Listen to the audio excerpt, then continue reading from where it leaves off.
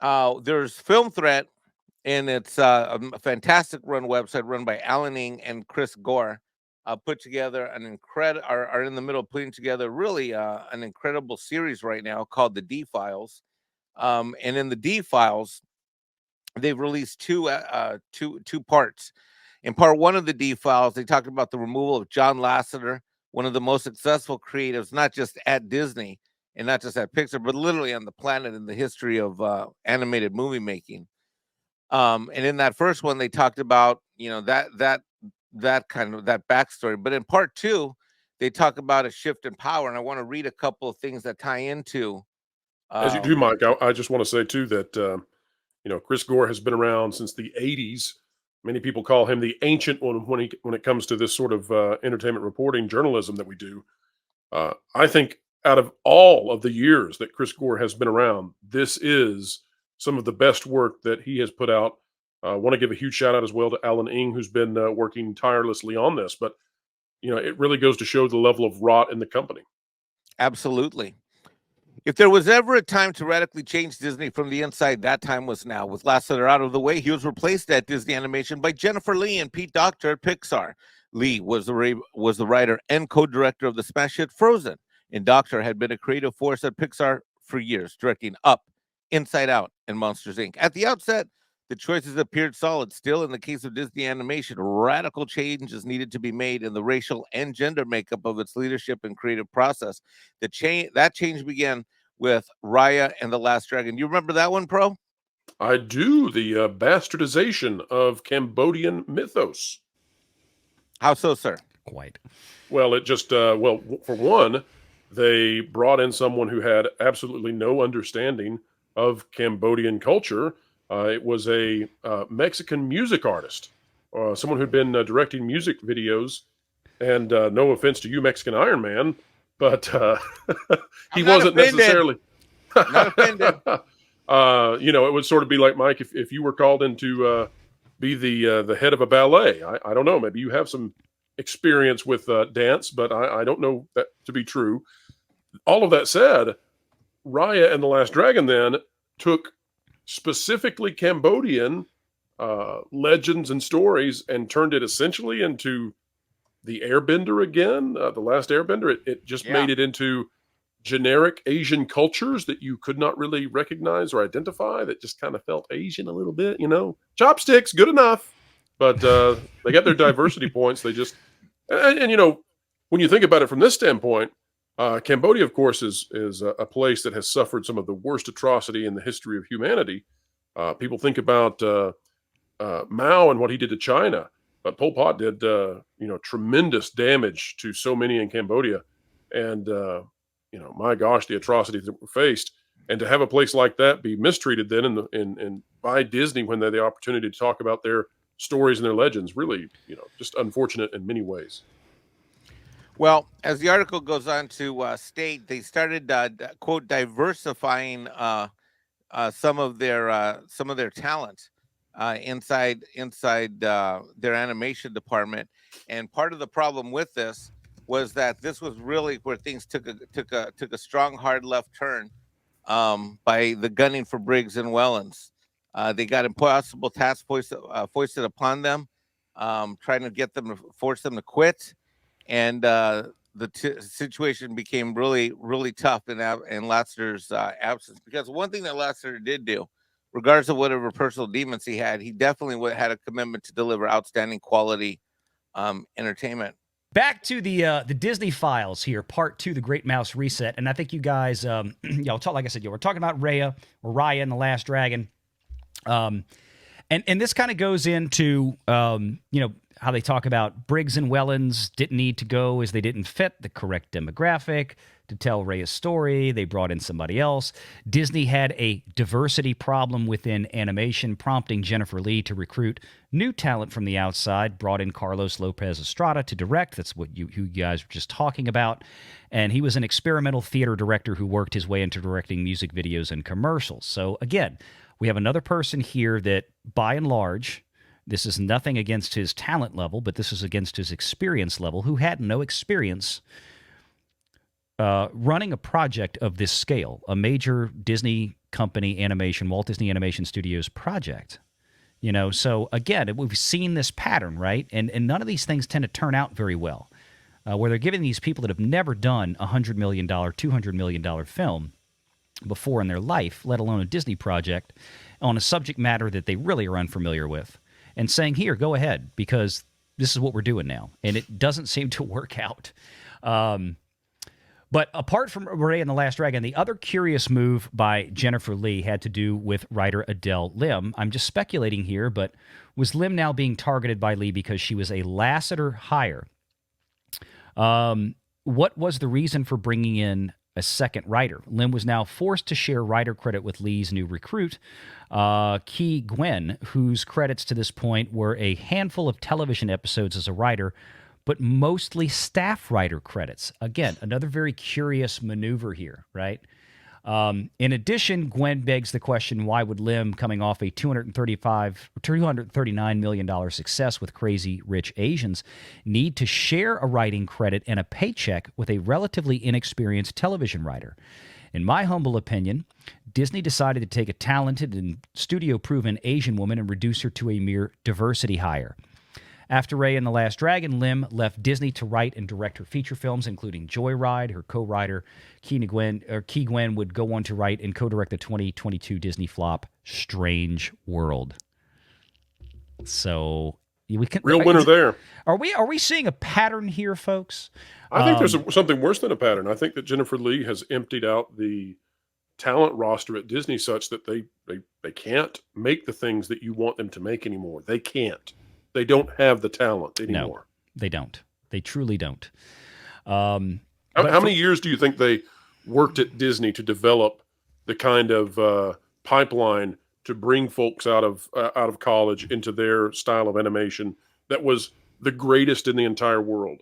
And this woman managed to empty that out in just a few years. Well, you've got two months. things. You've got your pipeline pro that's essentially obliterated because they're marketing and looking for talent elsewhere. And then you've got the true gutting of the people with the talent and the experience. And then you've got no mentorship, and you've got so you're simultaneously basically getting recruits that aren't ready to do the job, and anyone that knew how to do the job and had proven that they had the experience and expertise to execute were jettisoned out or forced out or controlled from being who they were in past decades. Yeah. And again, this was a project that had the Lasseter handprint on it when it started, but they ran him off, and then it devolved into this, as Alan continues. From here, Raya and the Last Dragon turned in from being a traditional Disney animated production and slowly transformed into Disney's first DEI test case. Step one was to load the entire project with female South Asian animators and talent from within the company. How many female Southeastern Asia animators can there be that are Disney ready to rock and roll at the level of Disney? How many can there possibly be that's even feasible? From within the company is what they say. It's like, how many did they already have loaded up? Right. Or, I mean, there's nothing wrong with that, but I mean, like, they were specifically... Oh, I think there's something wrong with it. Well, just the same way as I'd be, if they said, well, we're going to load up, it's all white guys now. I'd be like, there's nothing wrong with female animation experts from Southeast Asia, Sure. But it's like, this is what we're not, we're targeting this, right? This is if the I whole walk DEI into thing. if I walk into any company and everybody looks the same, I'm weirded out, man. I'm done with that place. The female POC animators and the rest, but that wasn't enough. Rather than pulling other artists from within, a major recruitment push was made to hire more women from outside the company to reach a 50-50 male to female balance for equity's sake. A concerted effort was made to, quote, think outside the box.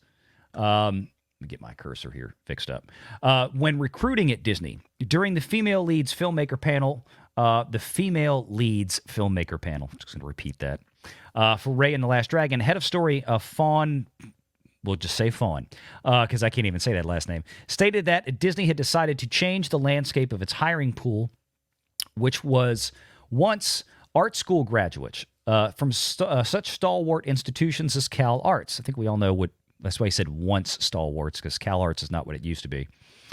She states that the new talent emerged from millennials like herself on social media. In her own words, quote, traditionally, where Disney would go to really expensive colleges where not everyone may be able to afford that, now that doesn't have to be the case anymore. You know, maybe the company could look at how they hire outside of their usual norm or hire internationally.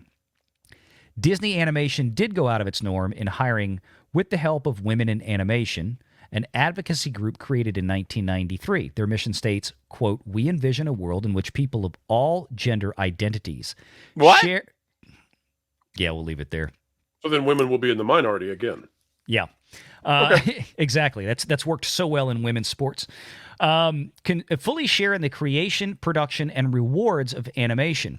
With Raya and the Last Dragon, that aggressive push for gender equity, and to radically transform an industry starts now, which I find that that's funny that's capitalized, starts now, because that's National Organization of Women. Let me ask you this, and I know that YouTube is real. Well, they don't like these kinds of conversations, so I'm going to dance around it. Oh no, I got limited ads on my live stream last week, so I'll probably get it on this one again. Let me do the dance, and folks, you'll understand what I'm saying. Let's imagine that I am Joe Blow white guy who's worked his way up in Disney Animation. I'm 40 years old, and I've got a 20-year track record at Disney. I've done everything I can. I'm scared to death every day I go to work that somebody's going to accuse me.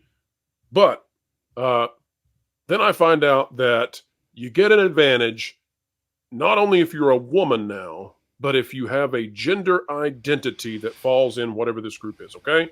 Yep. If I'm Joe Blow, average white guy, why do I not come in there the next day and say, guys, girls, nons, I now identify as a rabbit. Don't ask me about it after work because I'm ashamed and I don't want to talk about it. But whatever gender identity is that I need to identify with while I'm here, I'm all in, baby. Yeah. You want me in a tutu? You want me in a kilt? You want me with rabbit ears? I don't care. I'll check whatever box you need to keep my paycheck. Why would you not? Think about it. Well, it gets even worse. Sources tell us at Film Threat that with Raya and the Last Dragon, the goal wasn't to bring diversity, equity, and inclusion into the existing community of Disney animators, but to replace it with a radicalized group of female activists completely. I'm shocked. Damn sure sounds like Lucasfilm, doesn't it? Well, it's obviously the whole company. Yeah, that's it. It's because the whole company. all of this is sounds like, if you go back to, I mean, all of this is like, it was all happening more or less at the same time. When did the Disney deal close? The Disney deal for Lucasfilm, yeah. When did they get rid of Lasseter? 6 years ago? 2018. 18, 19, 20, 21, 22, 23. Yeah, 5.5 years ago. So this whole company, Iger has allowed this woke mind virus to be all over the company in all of its divisions and departments. Yeah. This explains to me why I didn't understand why they were knitting those pink Mickey hats now. Now I understand what's going on. Oh, they're shaped oddly, though. I don't know if you guys have seen that. They have so many different layers. It's bizarre. I think I remember those in early 2017 when they came in. One female... The Mickey ears are extra floppy on those. I'll say that. Yes. Stretchable. Oh, God. Let's not get too far on that one. Oh, man. Sometimes it needs surgery. One female POC animator contacted us about her experience with WIA, Women in Animation, to further her career in animation. She was looking for mentorship and resources to break into the industry. While initial discussions were cordial, she was quickly ghosted by the organization because she did not live in Los Angeles and could not be helpful to their cause. That means she couldn't attend diversity meetings in person, and she couldn't show up for diversity luncheons and whatever else, right? Right. She wasn't available to walk out on the concrete and that was it. Pitch a fit about Chapek. We need you for protests. Yeah, if you right. can't come out and do walkouts and protests with us, we don't need you because this is all about politics. Our source also told us that once she expressed concerns about the mission of WIA, she found herself blacklisted from the industry, a prevalent story we've heard. and felt that WIA and similar organizations had become the gatekeepers for women to enter animation. It's not enough as an animator to be a talented female person of color. You have to be WIA approved and toe the line. So we have another organization basically gatekeeping a professional industry in this regard. And it's all based on politics. Politics. Oh, you can be a woman. That's fine. But if you're not a woman who thinks like we want you to think, then you're not really a woman that wants to be in animation. That's the attitude. Surprise, surprise, surprise.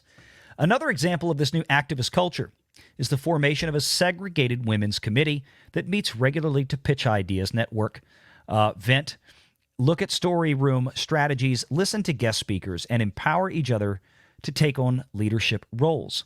Many of these sessions are sponsored by the WIA and strictly for, quote, female identifying and non-binary people.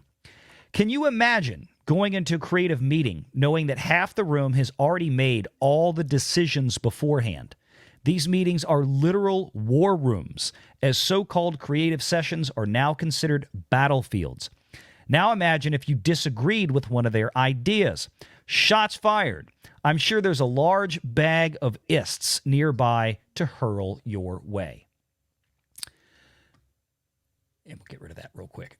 Truth be told, Raya and the Last Dragon was a success considering it came out during the pandemic, garnering positive reviews and Best Animated Feature nominations during award season. Its success likely happened because there was still a presence of veteran talent who found a way to make the work of inexperienced talent look good. You'll soon see that as veteran talent begins to move on to new and better opportunities and enjoyable work environments. The quality of Disney animation would begin a slow yet steady descend downward with Wish, which quite frankly was the impetus for this series. And Alan Ng and them have talked about that before. I have as well. Visually, technically, Wish was a terribly made film. I talk about the story, and that wasn't that good either. But visually, it was a very boring, very first-grade level cinematography looking thing. Everything was a medium shot. I got to push back on you, Valiant. It was better than The Little Mermaid, the live-action remake. I could actually see what was going on in Wish. I didn't like it, and it looked like it was made by artificial intelligence, but it was at least sticking visible. with animation. Yeah, but no, I get what you're saying. He goes on to say, how did we get here? The industry of animation and art is broad, and the idea of 50-50 equity between men and women is both admirable and achievable. The problem is that culturally, the animation industry has been dominated by men since its inception over a century ago. The truth is that firing or demoting half of your male staff and replacing them with their inexperienced counterparts will drastically affect creativity and quality. More importantly, diversity, equity, and equality should be the end-game goal in animation, as with any American industry. Incorporating a wide range of underrepresented voices is necessary to foster a diverse spectrum of perspectives. The problem is that those leading this DEI movement foster a dominant, overpowering voice that insists on having its way, resorting to aggressive and bullying tactics to stifle any form of dissent or critique. This approach undermines the very definition and essence of diversity, turning what should be a rich, multifaceted dialogue into a one-sided bully pulpit that silences valuable contributions. The mission of DEI is not equality, it is revenge. And I love that line. The final outcome is a complete takeover, a reset of the entertainment industry as a whole. And in the next D-Files, Alan is going to show how Disney animation has become a toxic environment where cast members are constantly walking on eggshells in fear of human resources, and how creativity... That sound familiar? Yeah, slightly. And how creativity and technical excellence have been slowly dying over the years. What would Walt think? In the words of a high-level Disney executive, blank Walt. F. Walt. Yeah. Oh, does that sound familiar to what we've been saying, that they hate Walt? Yep. Listen, this is verifying everything that we've reported here on this channel and on mine. Valiant, it was on your channel that we broke the news about how Disney was following the social media accounts And if you had anything that was moderate or conservative in your politics that you posted on social media, you were going to be hauled in front of HR. We reported that with a tremendous leaker who said that was rife throughout an entire department. Yep. Verified. It all started with Bob Iger and starting All started with a mouse. No, not that one. Make sure you're subscribed to Valiant Renegade and join us every Sunday at 6 p.m. Eastern for the live show.